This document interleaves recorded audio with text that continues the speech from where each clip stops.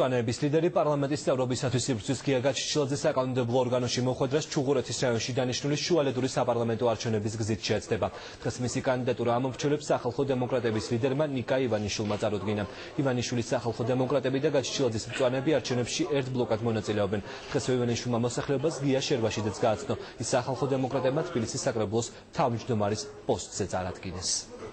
Ყველა ოპოზიციურ ძალას რომ ბატონი გია შერვაშიძეს დაუჭირო მხარი საკრებულოს თავმჯდომარის პოსტზე მიკერძოებაში ვარ ჩავამერთო ან გია ბატონი გია არ არის ჩვენი პარტიის წევრი არის მწვანეთა პარტიის წევრი ამასთან დაკავშირებით ჩემთვის უფრო ადვილი იყო ამ შეთავაზების გაკეთება პოლიტიკური პარტიებისთვის წარმატგინეს ჩუღურეთის რაიონში კანდიდატად გასაკეთებელი ბევრია რაც თბილისში კეთდება აბსოლუტურად უნდა გავრცელდეს მთელ საქართველოში მით უმეტეს ტერიტორიული მთლიანობა არის ყველაზე სუსტი წერტილი დღეს სამწუხაროდ ქართულ პოლიტიკაში და ამასაც უნდა მიექცეს დიდი ყურადღება.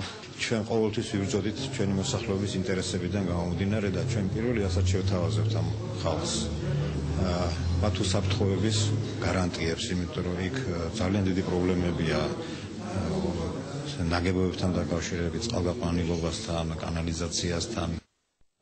საქართველოსა და ნატოს შორის